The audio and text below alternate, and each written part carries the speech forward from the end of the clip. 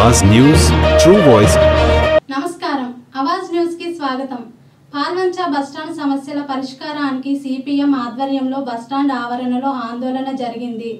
ప్రయాణికులకు శౌచాలయాల సమస్య, దుర్వాసన, వర్షపు నీరు నిలిచిపోవడం వంటి సమస్యలపై ఆగ్రహం వ్యక్తమైంది।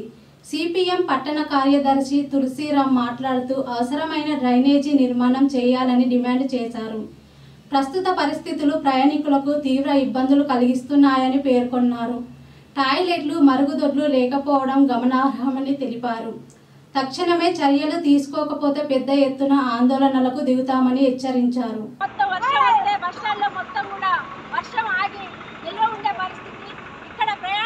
చాలా అసౌకర్యకరంగా ఉన్న పరిస్థితి ఉంది కాబట్టి సిపిఎం పార్టీగా ఈరోజు బస్టాండ్ని సర్వే చేయడం జరుగుతూ ఉంది। ఈ కార్యక్రమానికి వచ్చిన సిపిఎం పార్టీ జిల్లా కమిటీ సభ్యులు కొండపైన వెంకటరావు గారిని పరిచయం కావాల్సిందిగా కోరుతున్నాము। అదేవిధంగా సిపిఎం పార్టీ పాల్వంచ పట్టణ కార్యదర్శి పొదిల తులసిరామ్ గారిని కూడా పరిచయం కావాల్సిందిగా కోరుతున్నాము। అలాగే పట్టణ కార్యదర్శి వర్గ సభ్యులు వాణి గారిని కూడా పరిచయం కావాల్సిందిగా కోరుతున్నాము। మరో కార్యదర్శి వర్గ సభ్యులు నిరంజన్ గారిని కూడా పరిచయం కావాల్సిందిగా కోరుతున్నాము। టౌన్ కమిటీ సభ్యులు కాంతి గారిని, అలాగే మరో టౌన్ కమిటీ సభ్యులు మాధవి గారిని కూడా పరిచయం కావాల్సిందిగా కోరుతున్నాము। అలాగే మరొక టౌన్ కమిటీ సభ్యులు రాములు గారిని పరిచయం కావాల్సిందిగా కోరుతూ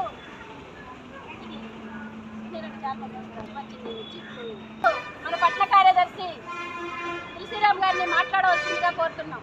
చెప్పదలుచుకున్నాం ఎందుకోసం అంటే ఇలా ఈ బస్టాండ్ బాగు చేయడం కోసం గతంలో మున్సిపాలిటీ నుంచి ప్రభుత్వం వైపు నుంచి 35 లక్షల రూపాయలు దీనికి కేటాయించడం జరిగింది। ఆ కేటాయించిన డబ్బుల్లో కూడా ఏదో తూతూ మంత్రంగా 5-6 లక్షలు ఖర్చు పెట్టారు తప్ప మొత్తం డబ్బులు కూడా ఈ బస్టాండ్ అభివృద్ధి కోసం ఖర్చు పెట్టలేదు।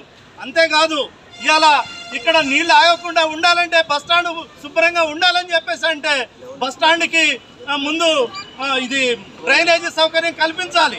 ఎందుకోసం అంటే ఈ బస్టాండ్ ఎప్పుడో పాతకాలంలో కట్టినటువంటి బస్టాండ్ ఈరోజు దీని చుట్టూ ఉన్నటువంటి రోడ్లు ఏవైతే ఉన్నాయో అవి రోడ్లు కొత్తగా రోడ్లు వేయటం వల్ల ఆ రోడ్లు పైకి అయిపోయి బస్టాండ్ డౌన్ అయిపోయింది। ఈ డౌన్ అయిపోయిన కారణంగా నీళ్లు మొత్తం కూడా ఇక్కడ స్టోర్ అవుతా ఉన్నాయి। ఈ స్టోర్ అయిన నీళ్లు అవి పోవాలంటే మళ్ళీ 3-4 రోజుల దాకా కూడా పోయేటువంటి పరిస్థితి లేదు।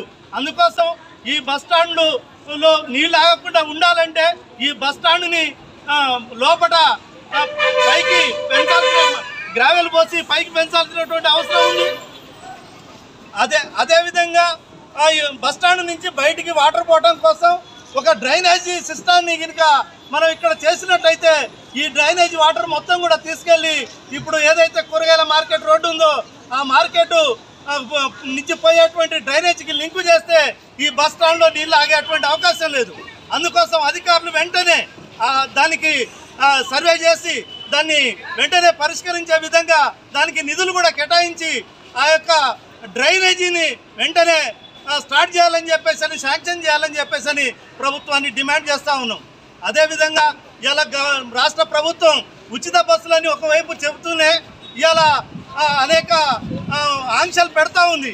ఇలా ప్రయాణికులకి ఎక్స్ప్రెస్ బస్సులు సమయానుకూలంగా లేనటువంటి పరిస్థితి కనబడతా ఉంది। ఇలా 9 గంటలకు ఒక బస్సు, 1 గంటకు ఒక బస్సు, 4 గంటలకు ఒక బస్సు అంటే మరి పోయేటువంటి ప్రయాణికులు ఏ రకంగా పోతారో మరి ప్రభుత్వం సమాధానం చెప్పాలి। ఇలా అనేక మంది మహిళలు బస్టాండ్లో చూస్తే మొత్తం కూడా కూర్చొని ఉన్నారు, 100 మంది ఇలా వెయిటింగ్లో ఉన్నారు। అందుకోసం ప్రభుత్వం ఎంతో ఆడంబరంగా చెప్పుకుంటాము ఇవాళ మేము మహిళలకు ఉచిత బస్సు సౌకర్యం కల్పించాము, వాళ్ళకి వేలాది మంది లక్షలాది మంది ఇలా ప్రయాణం చేస్తామని చెప్తా ఉంది।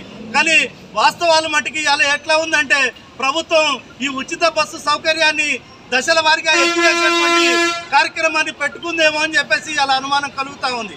అందుకోసం ఒకటి బస్టాండ్ ప్రజల సౌకర్యార్థం ఈ ఫ్రీ బస్సుల సంఖ్యను పెంచాలి। అదేవిధంగా నిత్యం వేలాది మందికి ప్రయాణం సౌకర్యం కల్పించేటువంటి పాలంచ బస్టాండ్ ఇక్కడి నుంచి మరి ప్రధాన పుణ్యక్షేత్రమైన భద్రాచలానికి, అదేవిధంగా ఎంతో సుదీర ప్రాంతాలకు పోయేటువంటి రాజమండ్రి, కాకినాడ ఇట్లా ప్రయాణం పోయేటువంటి వాళ్ళకి, విజయవాడ, ఖమ్మం, హైదరాబాద్ పోయేటువంటి ప్రజలందరికీ కూడా నిత్యం ఇక్కడ బస్టాండ్ అందుబాటులో ఉంది. ఇట్లాంటి అందుబాటులో ఉన్నటువంటి ఈ బస్టాండ్లో మరి సౌకర్యాలు చూస్తే మటుకి చాలా ఘోరంగా ఉన్నాయి.